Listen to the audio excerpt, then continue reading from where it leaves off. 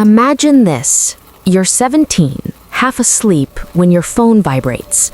Another unknown number, another threat, another stranger who somehow knows everything about you. What you wore today, where you've just been, the secret things you told no one.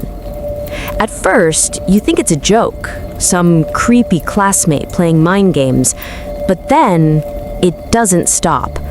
Days turn into weeks. The messages get darker, more precise, almost surgical in how they slice through your life. They know your friends, your movements, your fears. For Lauren Lucari, those texts weren't just pranks. They were the start of a psychological nightmare that would spiral into obsession, police investigations, and ultimately, the most unthinkable betrayal. Because the stalker tormenting Lauren wasn't hiding behind some anonymous teenage crush or a stranger in a dark basement. It was someone impossibly close. Someone who should have been her protector, her safe place. It was her own mother. Lauren was just another Michigan high schooler. Friends, dances, late-night texting. Nothing extraordinary. But everything changed when the first message came. It wasn't friendly. It wasn't random either. It called her by name. It referenced things only someone close would know. At first, she confided in her boyfriend. Then, when the threats escalated, graphic, terrifying, personal, she went to police. Digital footprints were traced, phone carriers subpoenaed, experts consulted, and still nothing. The unknown number stayed untraceable, a ghost in the system. No matter how many numbers Lauren blocked, the stalker reappeared with a new one. Police suspected a hacker, maybe some tech-savvy predator, but nothing fit. Investigators were stumped. How could someone know so much and stay invisible? It felt like a horror movie playing out in real life, except this was no movie. Friends turned suspicious of each other. Lauren's own sense of safety crumbled. Imagine looking over your shoulder every time you left the house, wondering if the predator was somewhere close, maybe even watching you. And then came the breakthrough. Not from a lucky trace or tech wizardry, but from persistence and an accidental slip. A text pinged at a time no one expected, a data record tied back to a place unthinkably familiar. The stalker's IP address matched the one inside Lauren's house. And when investigators looked closer, phone records, linked accounts, they saw the impossible. The messages came from her mother's devices. What would drive a mother to torment her own daughter, to play predator, to feed terror every day? The answer isn't simple. It's dark, layered, and stranger than fiction. But before we uncover the disturbing why, let's rewind and look at how this nightmare unfolded, how one family's life turned into a psychological war zone, and how the truth finally broke through a web of lies. By the time Lauren was a sophomore, the quiet girl had blossomed online. Her Instagram grid looked like a teenager's highlight reel. Soft-focus selfies, the occasional photo with friends, lyrics in the captions. But behind the likes and heart emojis, she was lonely. Her parents had split years earlier, and her relationship with her mother, Angela, felt complicated. Angela was strict, watchful, sometimes overbearing. Lauren craved independence. Online, she could breathe. It was late one evening when the first message arrived. A simple "hey" from an account she didn't recognize at Luke_52. His profile picture showed a dark-haired guy, maybe 18 or 19, leaning against a rusted pickup. Mutual followers? 0. Lauren hesitated, but then opened the message. Saw you on Discover. You seem cool. It felt harmless, and in the scroll of endless DMs, this one felt different. Luke wasn't creepy. He didn't ask for photos, didn't flirt too hard. Just asked about school, music, the usual teenage small talk. Over days, then weeks, he became a daily presence. Luke seemed safe because he wasn't pushy. He said the right things. Don't let people bring you down. You're way smarter than they think. Little phrases that sunk in deep when you're 15 and unsure of everything. Soon, Lauren was telling him secrets she hadn't told her closest friends, about the pressure at school, about how her mom could be too much, about feeling invisible sometimes. Luke listened, always replied fast, always kind. But there were cracks, tiny ones. Sometimes his stories didn't line up. One day he said he lived 2 towns over.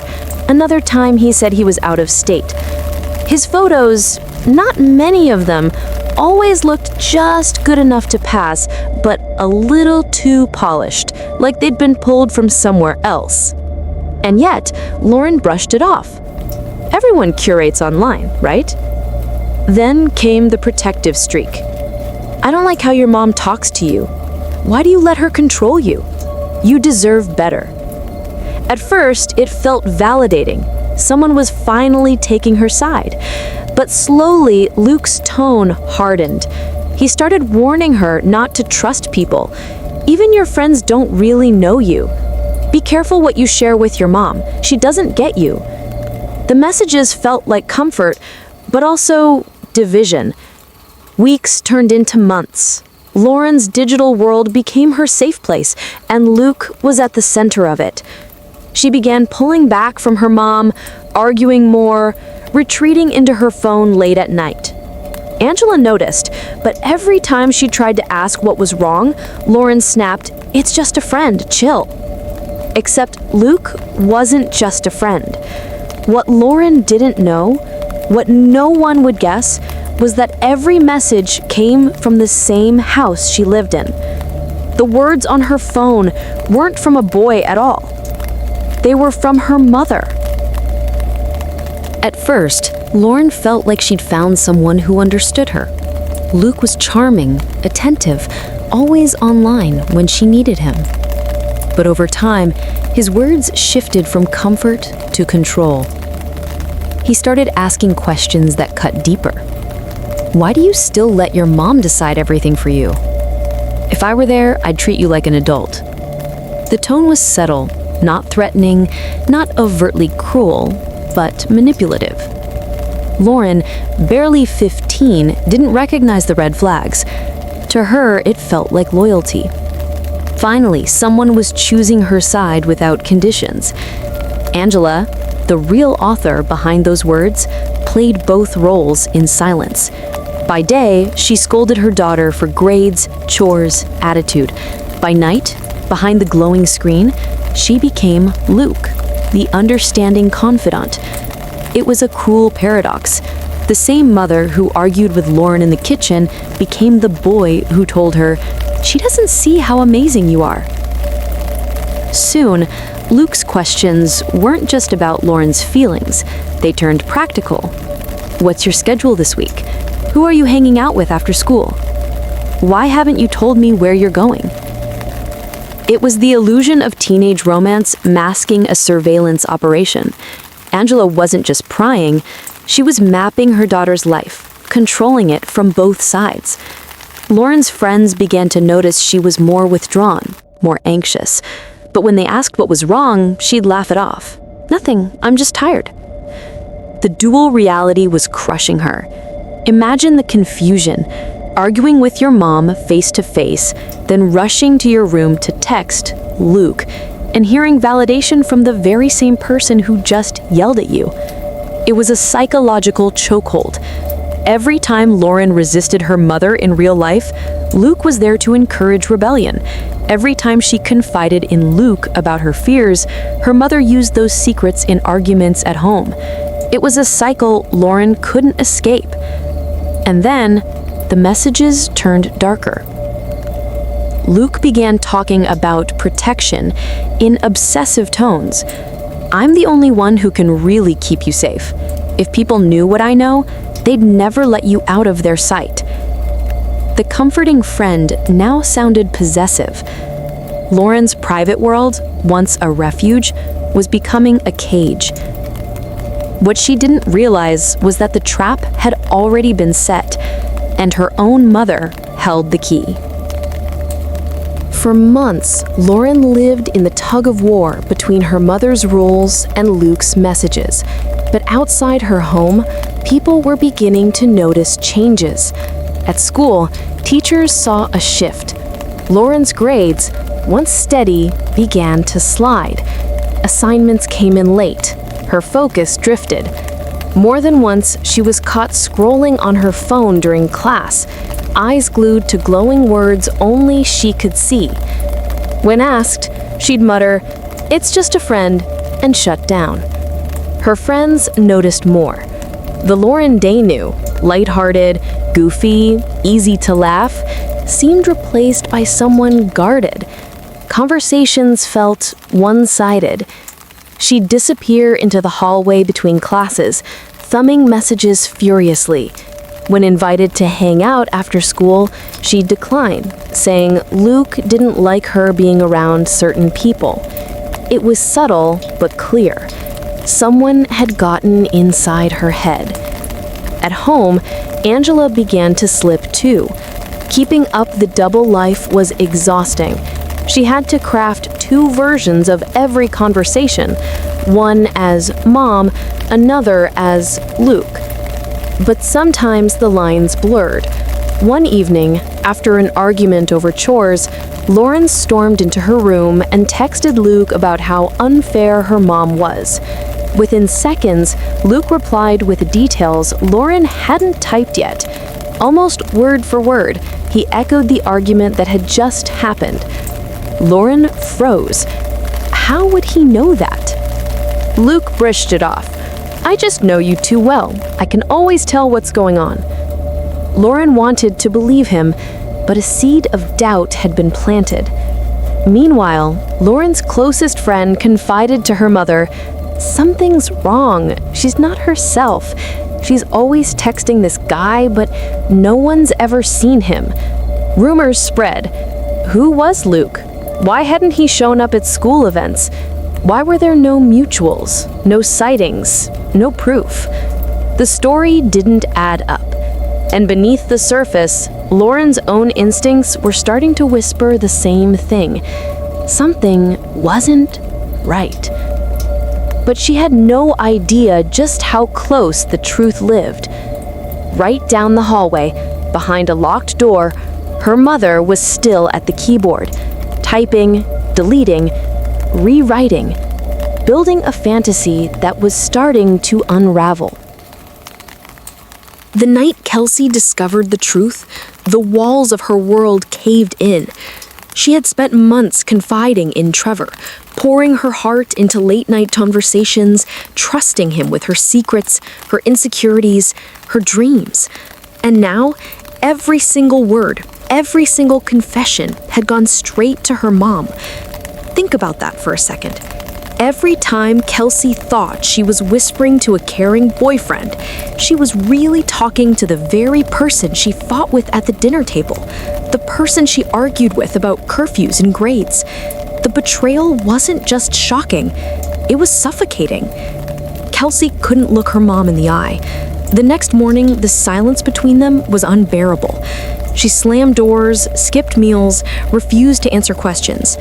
To Kelsie, her home didn't feel like home anymore. It felt like a prison, every corner echoing with deception. At school, Kelsie tried to act normal, but she couldn't escape the weight pressing down on her chest. Her phone buzzed with messages from friends, yet she ignored them. After all, how could she explain what happened? How could she admit that her own mother had catfished her? She felt stupid, embarrassed, dirty. But underneath it all, she felt something even worse. Guilt. Guilt for trusting Trevor. Guilt for falling for the lies. And guilt for now hating the one person she was supposed to love the most. True crime isn't always about murders or robberies. Sometimes the deepest crimes are the ones against trust. And for Kelsie, the trust between mother and daughter had been destroyed in the cruelest way possible. Nights were the hardest. Kelsie would lie awake, replaying every message in her mind. Every compliment from Trevor now felt sickening. Every promise of love felt like a knife in her chest. She realized her mom had been studying her, probing her weaknesses, learning what she craved just to control her. The betrayal was intimate, it was invasive, and it left scars far beyond what anyone could see.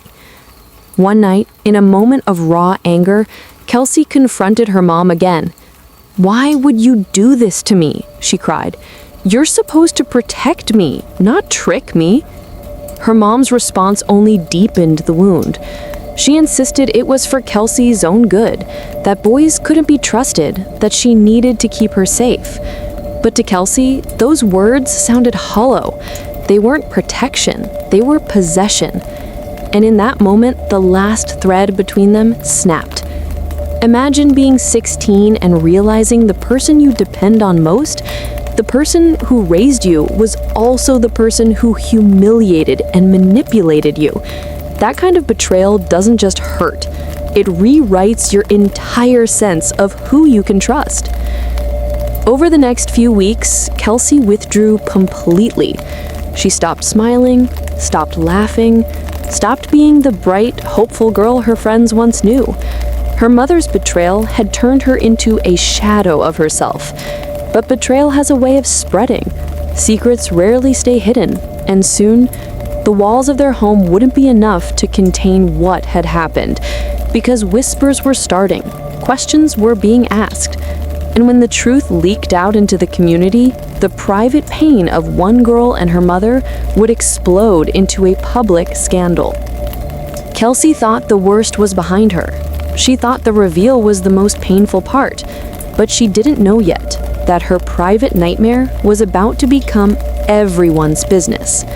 The community was about to find out, and the judgment would be relentless. This is the part most of us forget when watching true crime. Behind every viral headline is a real human being, sitting in their bedroom, scrolling through strangers calling them gullible, stupid, or weak. For Kelsie, every cruel comment cut deeper than the last. Meanwhile, her mom faced her own storm. Parents at school glared at her in disgust. Neighbors whispered behind her back. The community treated her like a pariah. What she called protecting her daughter was now seen for what it truly was: manipulation on a monstrous scale. The media dug deeper, uncovering her motives, her past, her strained relationship with her daughter. Each headline made her look worse. Each broadcast made the wound harder to heal. And in the middle of it all was Kelsie, suffocating. She hadn't asked for this spotlight, hadn't wanted her pain turned into a national conversation, but she couldn't escape it. Imagine your darkest secret, the one betrayal that nearly broke you, suddenly broadcasted for the entire country to consume. That was Kelsie's new reality. Her home wasn't safe, her school wasn't safe, even her phone wasn't safe. Everywhere she turned, the nightmare followed. The once private manipulation had spiraled into a public circus.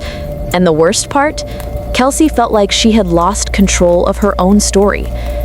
But this case wasn't done spiraling, because when the legal system got involved, the question became unavoidable. Was this just twisted parenting, or was it a crime? As cameras camped outside her house and headlines splashed across national news, the next chapter of the saga was about to begin. Would Kelsie's mom face charges for her deception?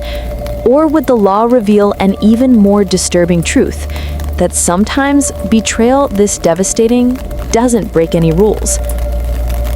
By the time Netflix's Unknown Number, The High School Catfish, reaches its final act, audiences are left with something heavier than just a shocking twist.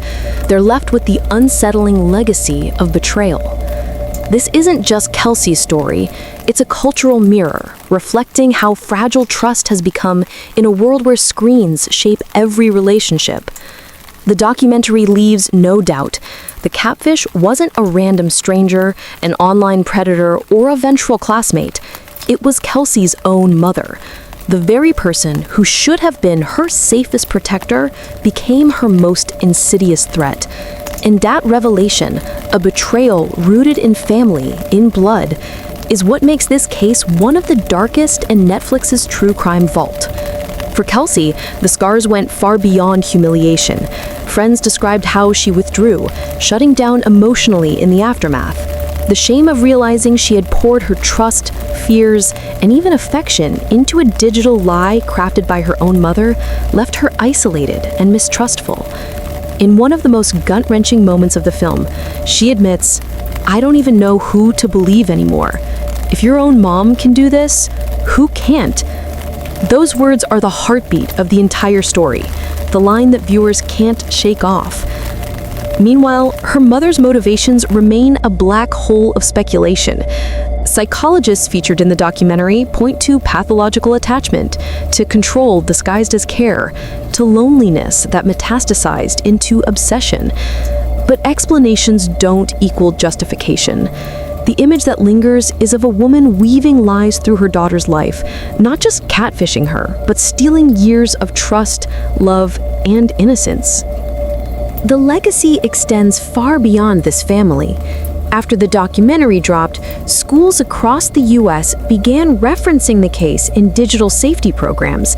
Lawmakers debated strengthening anti-catfishing laws.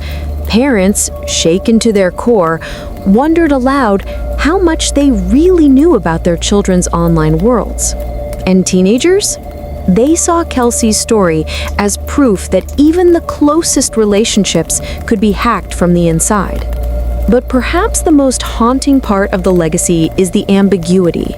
Was every account truly run by Kelsie's mom, or were there accomplices who never came to light? Did the documentary capture the full truth, or just the fragments that made for the most shocking narrative? Netflix leaves viewers dangling in that uncertainty, closing with a chilling montage of anonymous chat bubbles and unanswered messages. A voiceover drives home the lesson with unnerving simplicity. Anyone can be anyone, until the mask slips. And that is the dark legacy of the High School Catfish, a reminder that betrayal isn't always found in distant strangers. Sometimes it begins at home. The story of Kelsie and her mother doesn't end with a neatly tied bow. There is no happy resolution, no courtroom justice scene that restores faith. Instead, what remains is a scar on Kelsie's life, on her family, and on the collective conscience of everyone who watched this nightmare unfold. True crime thrives on twists, but this one cut deeper because it violated something primal, the bond between parent and child. Audiences weren't just horrified, they were shaken, disturbed by the thought that betrayal could come not from a shadowy stranger, but from the very person meant to provide unconditional love. As the credits roll, the documentary doesn't give you closure. Instead, it leaves you with questions. How well do we really know the people closest to us? What digital masks are hiding behind our screens? And how many unknown numbers are still out there waiting to strike? For Kelsie, life after the catfish remains a struggle. She continues to rebuild trust, piece by piece, though some wounds may never heal. Her story, though deeply personal, has become a cautionary tale for an entire generation, one that forces us to ask, in an age of constant connection, are we truly more connected or more vulnerable than ever?